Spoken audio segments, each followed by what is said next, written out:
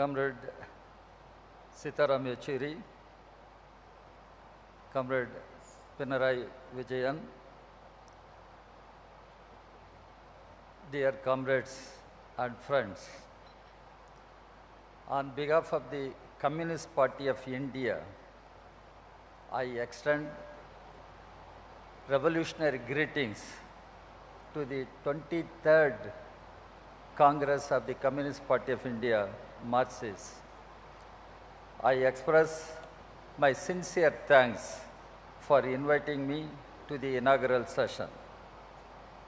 Dear comrades, the 23rd Congress of the CPM is taking place in Kerala, which made history for democratically electing a communist government 6 decades back in 1957.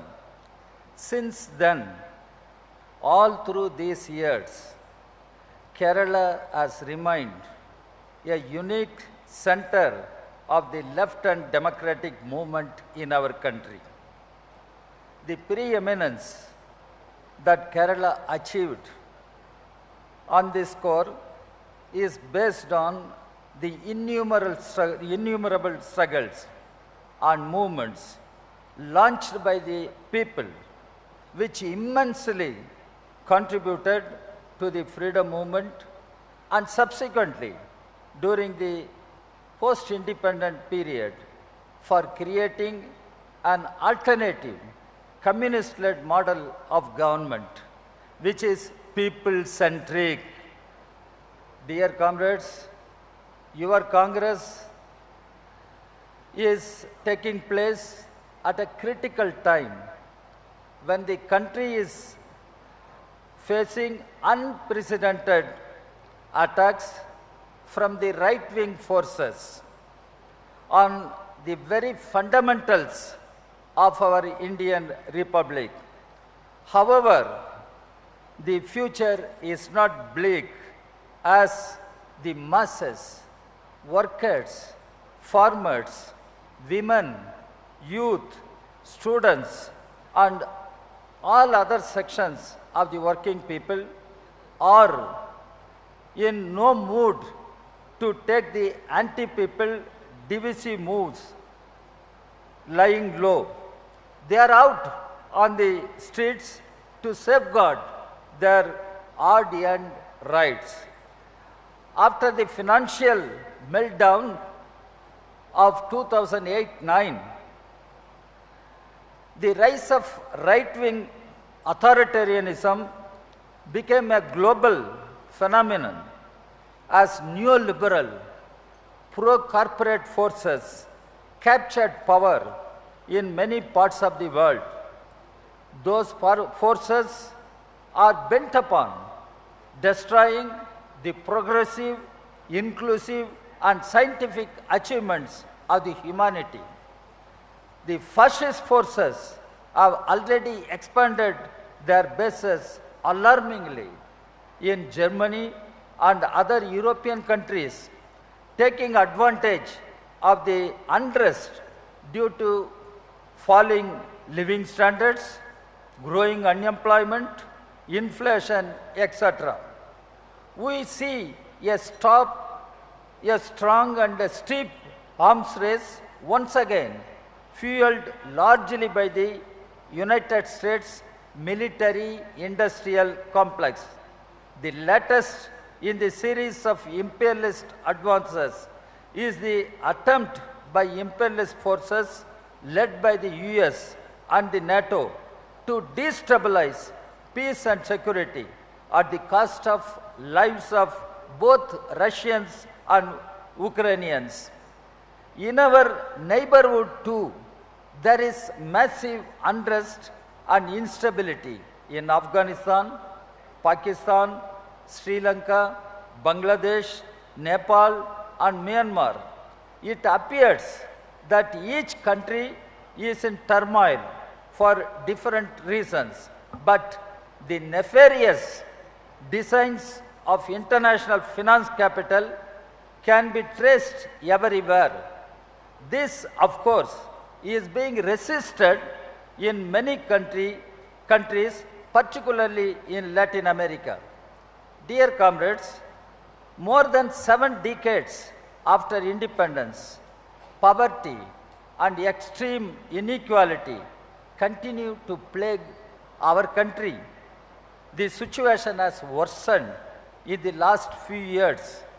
Our country has seen a sharp decline on almost every development indicator, including the fundamentals like the hunger index, the concentration of wealth at the top of the society is taking alarming proportions while millions suffer in penury and deprivation.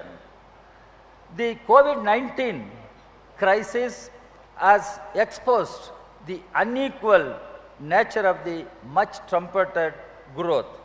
The BJP government under Narendra Modi is engaged in subverting the basic values that define our nation: secularism, democracy, federalism, welfare state, and independent character of our foreign policy are all being subverted. All institutions like judiciary, election commission, and the parliament are being undermined. Watchdogs of our polity like CBI and Enforcement Directorate are being used to intimidate the political opponents contrary to their mandate. They have a mandate, but they are not allowed to function under their mandate.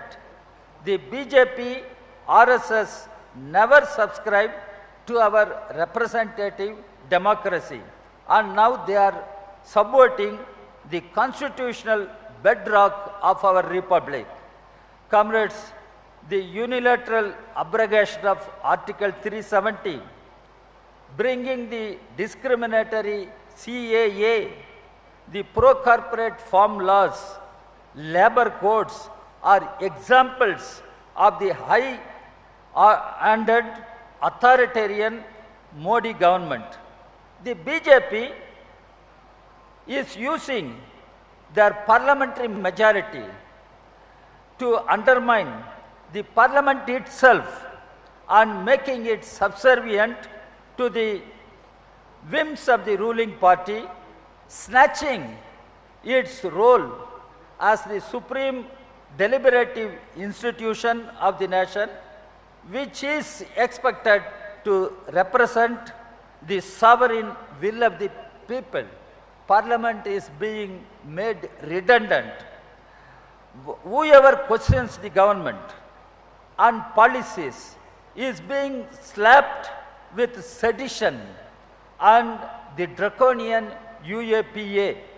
Those who look at the functioning of the government critically are dubbed as anti-nationals and terrorists with the help of a compliant media. Activists working in the activists and intellectuals working for the marginalized sections and for human rights are being attacked with the might of the state apparatus, like what we have been seeing in Bhima Koregaon case. Regional rationality, scientific temper, and constitutional morality, which are to be the stepping stones of our secular democratic republic, are being dismantled systematically. Comrades, alongside dismantling the foundations of the republic, the BJP-led union government is also ruthlessly pursuing the neoliberal economic policies in the face of stiff resistance in the parliament and outside on the streets. Disastrous impacts of demonetization, and GST continue to hurdle any prospect of economic recovery. The public sector, which mitigated the economic disaster in 2008 and made the country self-reliant, is being privatized. Latest are the plans to sell away railways, LIC, and public sector banks. Public sector banks are being looted and cheated with the blessings of the ruling party to the tune of tens of thousands of crores of rupees by select group of cronies. Economic offenders are being allowed to run away from the country to foreign countries. Unemployment is on the 5-decade high and masses are reeling under inflation. Modi government's pro-corporate policies have benefited a few corporate houses with alarming concentration of the wealth and creating unprecedented inequality. The very names of Adani and Ambani have become synonymous with the cronies